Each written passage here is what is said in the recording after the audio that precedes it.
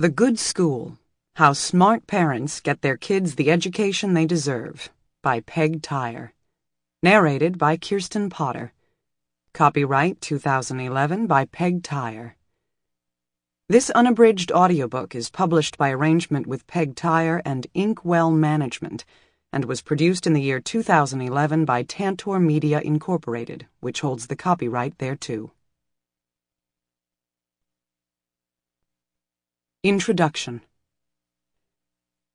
My parents used to say to me, "Tom, finish your dinner. People in China and India are starving." I tell my daughters, "Finish your homework. People in China and India are starving for your jobs." Thomas L. Friedman. Why Parents Need Information on Schools, Stat. There was a time when getting a decent education for your kids was pretty straightforward. You enrolled them in the local public school, or you signed them up at the parochial or private academy their cousins attended. When you picked them up from school, you looked at the colorful finger paintings hanging in the hallways and noted what a warm and nurturing place it was. Once a year, you went to parent night in order to meet their teacher. 3 times a year, you signed a report card. Somewhere along the line, you might have made cupcakes for a bake sale, gone along on a class trip, or written a check for an annual fundraiser. Your kids moved smoothly from elementary school to middle school to high school. 12 years after you enrolled them in kindergarten, you sat on a folding metal chair beaming as they collected their high school diploma. That era is gone. Long gone. These days, for better or worse, parents are required to do more, in fact, a whole lot more, in order to secure the best possible education for their child. And all over the country, parents are finding themselves in the uncomfortable position of knowing very little about education while making critical judgments about their children's schooling. In many communities, parents, faced with an array of school choices, are growing frustrated and demoralized. After attending their 4th elementary school open house, Phoebe and Bracken Hale reached the boiling point. Unfortunately, their story is all too common. Like most young parents, this Austin, Texas couple care deeply about the quality of the education that their son Rune, 4, will get. But unlike most aspects of child rearing, where best practices are handed down from parents or discussed on message boards, over wine at the book club, or in countless books and magazine articles, they found that when it comes to schooling, good information is hard to find. The more Phoebe and Bracken tried to learn about the school options for Rune, the less they felt they knew.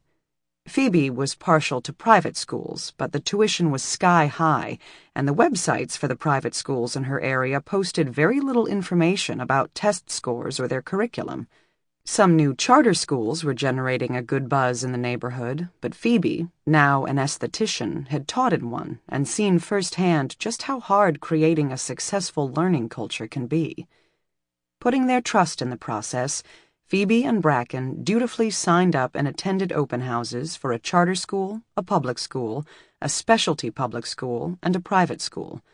All the schools looked decent, but on the school tours, the Hales and the other parents, even highly educated professional couples, seemed intimidated. No one, it seemed, wanted to ask hard questions. Why do the children get only 10 minutes of recess? Why does the school favor one reading program over another? How do they handle kids who have behavioral issues? Phoebe was growing more anxious as the fall approached. She turned to a popular school comparison website to see how her local public school stacked up. The standardized test scores seemed above average, about in line with the other schools in her area. The parent comments were neutral and guarded. Touring that school, she met the principal and received a list of skills upcoming kindergartners were expected to know before the first day. Resigned, the Hales opted to send Rune there. But as fall grew closer, Phoebe grew increasingly unsettled. She prides herself on making careful decisions about her family, and especially about the life of her child. There just wasn't a lot of information about the academic program they were offering or what it would mean for my son, she said. I lie awake at night wondering if I've done all I can do. After all, he only gets one chance at this. There are other factors that have turned what may have once been routine decisions into high-stakes choices. Right now in this country, parents with school-age kids are the best educated group in history. Many of us have personally benefited from increased levels of higher education, and even if we haven't, we understand the lasting value it confers. What is evident to almost everyone is that the manufacturing sector of the economy, once a font of solid, steady employment to workers lacking a college education, is rapidly vanishing. There are fewer and fewer opportunities for those who don't do well in school. In the 1970s, according to a report compiled by the Center on Education and the Workforce at Georgetown University, nearly three-quarters of workers considered to be middle class had not gone beyond high school. By 2010, that figure had dropped below 40% and has continued to shrink. Not only do highly educated people make more money than less educated ones, but the income gap between those who obtain a high school degree and those who get a college degree is growing larger every year. The Great Recession hammered that lesson home. Following the economic collapse of 2008, hundreds of thousands of people found themselves abruptly without a job, but not everyone suffered equally. In the second half of 2010, as the nation slowly emerged from the doldrums, the National Bureau of Labor Statistics found that the jobless rate for college graduates under the age of 25 was 8%. For high school graduates under age 25 who did not enroll in college, the jobless rate was a whopping 24.5%. These days, parents understand that finding or improving schools so that their children can be successful is the only sure ticket to anchoring them in the middle class. Many of these same parents have also grown less trusting of educational professionals.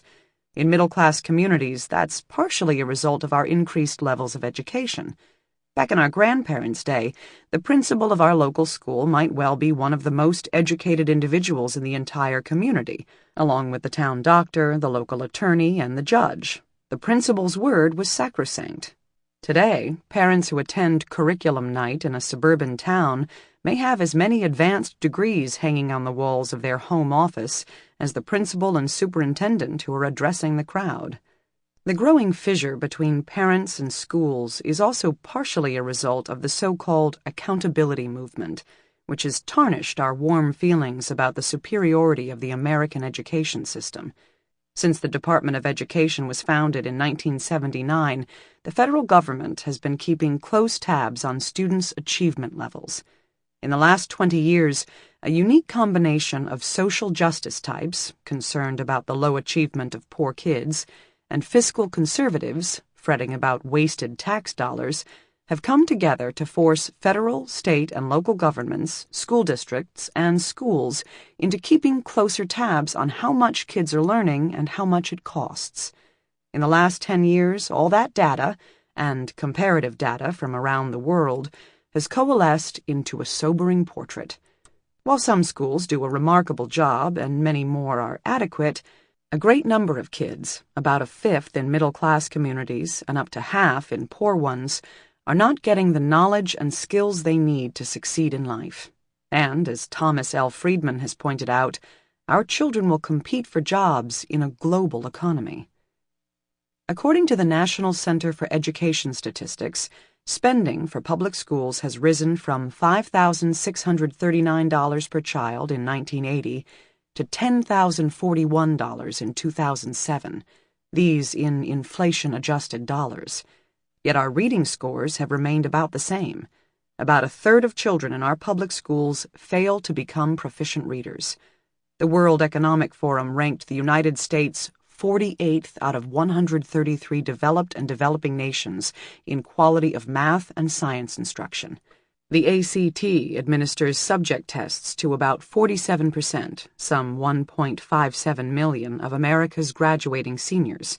From their scores, they determine whether or not students have enough base knowledge to get a B in a college-level course in that subject the following year. Last year's results were distressing. Only 3 out of 5 high school graduates were prepared to tackle a college English course. Slightly less than 1 in 4 high school graduates, 24%, were likely to pass college courses in the 4 tested areas: science, math, English, and reading comprehension. Private schools and parochial schools are not always the passport to success or the refuge from school failure that parents dream they will be. Not only do parents have to come up with the tuition, but all too frequently they have to counteract mediocre teaching by paying a phalanx of tutors to keep their children moving forward or risk having their child counseled out. Even students from middle-class and affluent communities who appear to be doing just fine often exit the public school system with a diploma and big gaps in their education. Almost 30% of students who get accepted to a 4-year university have to take remedial classes in order to do college-level work. Parents who might have once been content to cede power over their children to school authorities are getting a clear message. They need to take a much more proactive role to get their children the education they deserve. Joe and Marianne Tarnoff, who live in Portland, Maine, didn't think they'd ever be the type of people to second-guess their daughter's teacher. Although they hate to admit it now, they used to view the squeaky wheels at their daughter's school with a combination of bewilderment and bemusement. In part, this is because they are a busy couple. He's a real estate agent and she's a lawyer, and have had neither the time nor sufficient knowledge to meddle with the way their local schools were run. When they enrolled their daughter, Francesca, at the neighborhood elementary school, they had no reason to worry. The test scores seemed good, but by the time she was in 3rd grade, they began to wonder what was going on in Francesca's classroom.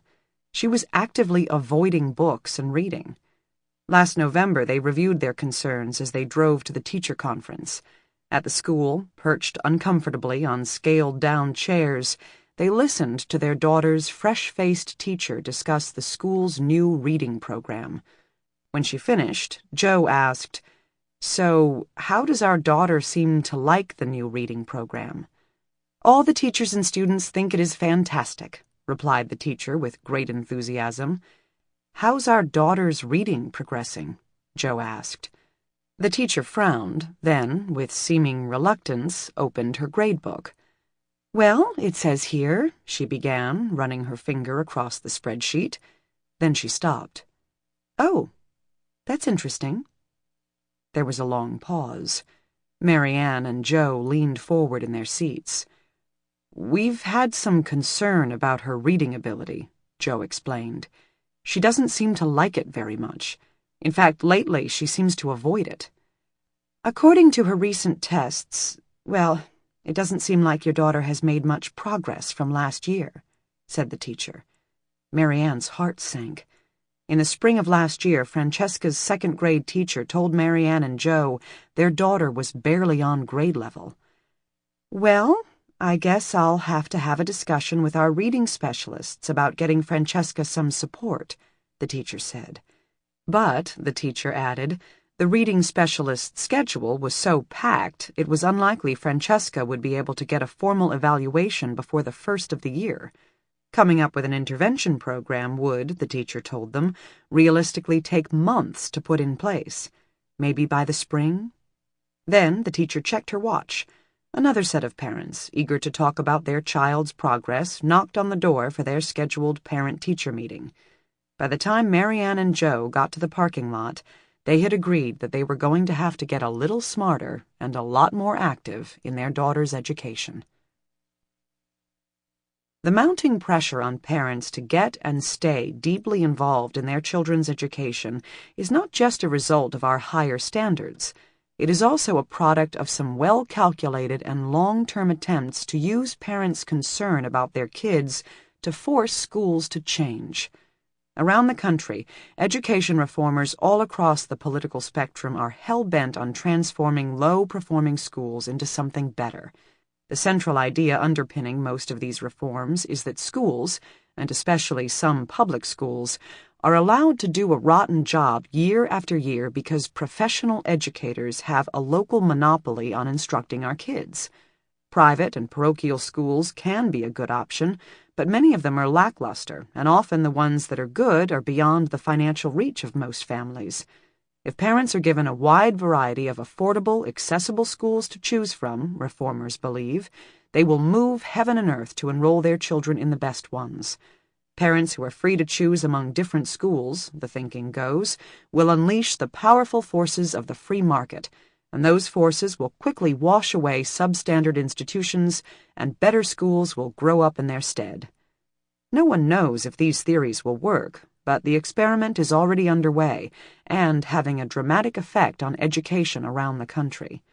Nowhere is that more evident than in the rough-and-tumble neighborhood of Compton, California, 25 miles and a world away from the glitz and glamour of Beverly Hills' chic Rodeo Drive. There, parents like Marlene Romero have unexpectedly become foot soldiers in the battle for this new kind of school reform. Romero, 30, a stay-at-home mom who recently went back to work, taking a job at Subway, sends her 8-year-old son, Ivan, to McKinley Elementary School, the public school a few blocks from her apartment. McKinley is, by nearly every measure, one of the worst public schools in the state of California. Without an opportunity to learn basic skills, the children who attend McKinley don't stand much of a chance. The district graduation rate is a shockingly low 46.8%, and only 3.3% of graduates were eligible to attend public universities in 2008. Romero was one of the district's casualties. She dropped out of school in 10th grade. Last fall, with help from some community activists, Romero and other parents of kids at McKinley decided to test a new school reform provision, the parent trigger, that had recently become law in California. They held meetings with other parents, explaining that the terrible test scores meant their children were not learning, and then they collected signatures on a petition demanding the school be turned over to the operators of a chain of high-performing charter schools. Last December, Romero and the others pulled the trigger.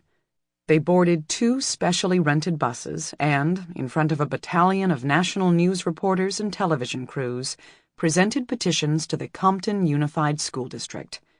Romero is no Norma Ray. Her days are filled with trying to do what it takes to keep the rent paid and food on the table. For her, pulling the parent trigger is a moral imperative, and her reasons for becoming active in her child's school resonate far beyond the confines of her troubled neighborhood. As parents, she said in an interview, it is our responsibility to get our children a good education.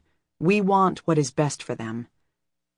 The problem is that while we parents are being asked to play an increasingly pivotal role in our children's schooling, our knowledge about what makes schools effective is rudimentary at best. While McKinley's failings were easy to see, what most schools offer their students is more variable, and the issues are more complicated. Parents of preschool through 8th grade students are beset by difficult questions. How can I tell if a preschool is up to snuff? What should I be looking for when I'm on a school tour? What kind of math and reading instruction should my kids be getting? Does class size matter? And what about recess? It's got to be about more than just test scores, right? Or are test scores the bottom line? These are questions that often get hashed out around the local playground or at cocktail parties, but savvy parents understand that absorbing each other's impressions and alternately echoing each other's high-minded sentiments and abject fears do not, at the end of the day, help us make good decisions for our kids. We remain ignorant at our peril. The free market approach to school reform may or may not be successful, but it is creating plenty of tumult in a system of education long known for stasis. There will be winners and losers, and while plenty of smart people, from the left and from the right, believe the long-term impact on our schools will be a positive one, no one can deny that millions of kids will be on the wrong end of this dramatic transformation of American education. Many parents, rich, middle class, and poor, are struggling to find intelligent ways to engage, evaluate, and, when they can, improve schools, and their exasperation is palpable. It seems like the principals are expecting us to choose a school for our sons while wearing a blindfold, pin the tail on donkey style, said Faith Vargas, a Detroit mother who, with her husband, has been looking at schools for their 4-year-old twins. It's absurd, interjects Faith's husband, Bob. When you purchase a house, you get an inspector's report. When you buy a sports car, at least you get to check under the hood. But now we are trying to do something that matters 1,000 times more to our family than buying a house or purchasing a car. And what happens? We're expected to attend the open house, shake hands with the principal, blindly enroll them, and have faith that everything will turn out all right. We don't even get to look under the hood. If you are interested in looking under the hood, this book is for you. It will help bring you up to speed on some of the most crucial issues and controversies that are likely to affect your child's education. It will provide you with a Spark Notes version of the history of education to explain to you why things are the way they are. It will introduce you to the freshest thinking and some of the most innovative ideas about how to help our kids do better. But more than that, it will help you judge the value of these ideas by providing you with the most solid research available. In areas where research is not yet clear, you will meet people and hear about research that will be creating headlines and perhaps school policy in the years to come. The truth is, there is plenty of information out there.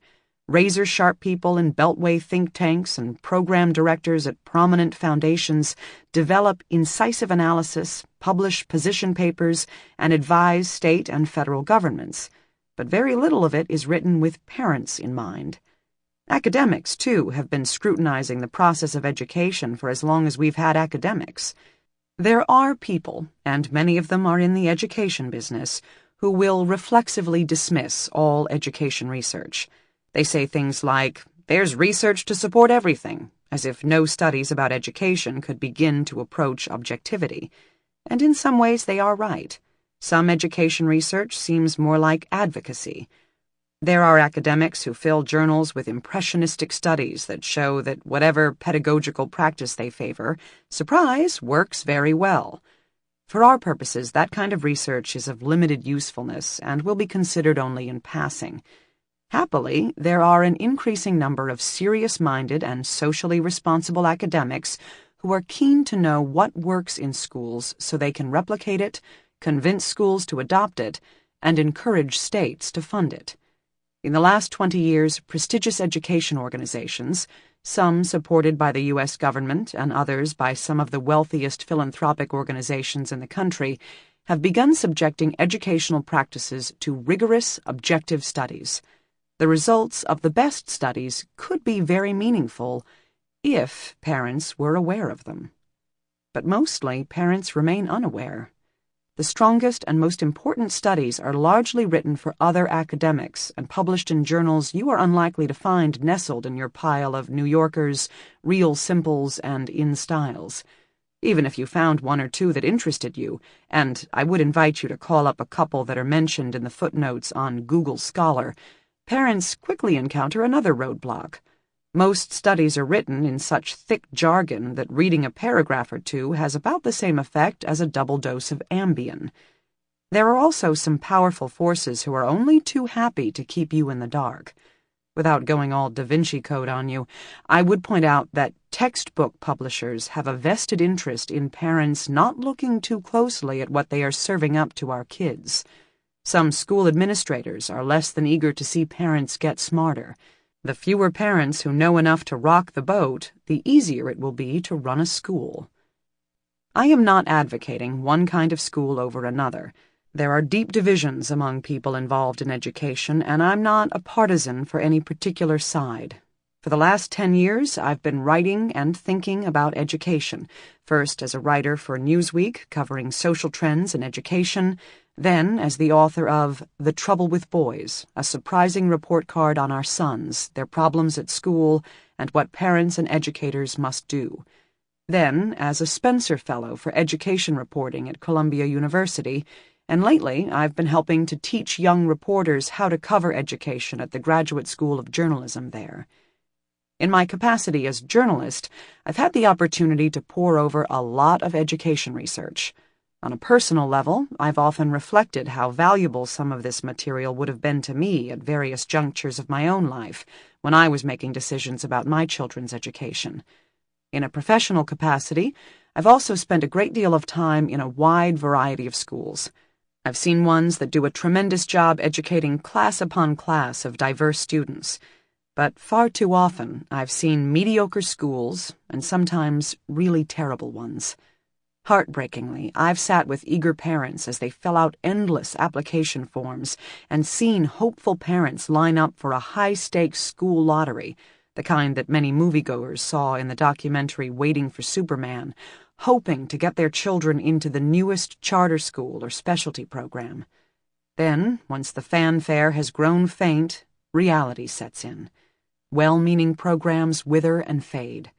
Although the charter school programs in Waiting for Superman get top marks, overall only 17% of charter schools deliver better results than the public schools that serve the same populations. They falter, and sometimes they close. Those children, once so full of hope and promise, quietly transfer to another program, and parents struggle even more, trying to help them make up for instructional lost time. I've also seen parents exhaust their precious time and scarce family resources on a substandard private education for their children. I'm hoping this book will give you the tools to do better. This book does not purport to be a blueprint for a perfect school. If I had a prescription for a system of education that I could guarantee would work for all our kids, you can bet I would be charging more, a lot more, for this book. And if you think about it for a minute, you'd agree that if someone tries to tell you there's a one-size-fits-all school formula that will ensure that two kids, the son of two biochemists from Darien, Connecticut, and the son of migrant farm workers in Oakland, California, will both get into Harvard, well, that person is letting his enthusiasm eclipse our known reality. This book is not a comprehensive soup-to-nuts look at education either. Instead, I've focused on 7 essential domains of education that you need to know about now in order to help your preschool, elementary school, and middle school children. My hope is that these chapters will give you good tools to help you make decisions about where and how they will be educated. After reading this book, you may decide that you're still going to enroll your child in a school that is operating in a unique, unconventional, or untested way. Our family circumstances, our children, and our dreams for them are all unique. The goal of this book is to help you make the most informed decision possible. If you are going to take a risk, it will help you figure out just how big a risk you are taking. One more cautionary note. Some children, although probably not as many as we assume, have unique needs that are beyond the scope of this book. Very good resources exist for families of kids who have severe learning disabilities, autism, and physical and psychological disorders. This book is not one of them. If your child requires a specialized educational environment, though, you will still need to go through the process of finding the right school. Most of the topics in this book will be helpful to parents who are looking at schools that serve special ed as well as mainstream kids. A word about the organization of this book. I've written about preschool first, which seems only natural, and while the other chapters are interrelated, the chapter on preschool can be read on its own. We all know that there are plenty of issues that come up in preschool: literacy, arithmetic, the balance of play and direct instruction, for instance, that will echo all through a child's education. We'll revisit some of those topics in more depth later in the book. But I'm betting if you have a toddler, you don't have that much time to read. Even if you are a time management ninja and create a couple of empty hours to finish a book, I know that it is almost unfathomable to look at your adorable child, barely out of diapers, and focus your attention on the meaning of standardized test scores or the best approach to help third graders on their way to higher mathematics. If you are facing the first and one of the most fraught decisions, how to select a preschool, you can read the chapter on preschool and then put the book away for a year or so. I invite you to do just that.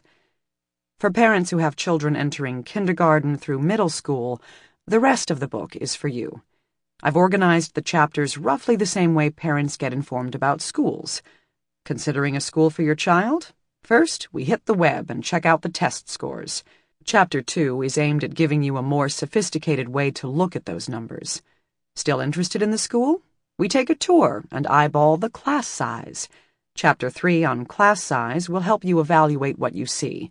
If we are really interested in the school, we speak to the principal or attend an open house to try to learn what really happens inside the classroom. The chapters that follow on reading, math, and scheduling will give you an idea of what to look for regarding the curriculum and what kinds of questions to ask about the school day. Chapter 7 is about figuring out if the school you are considering for your child promotes quality instruction. It is very difficult for parents of prospective students to figure out if the teachers are good ones.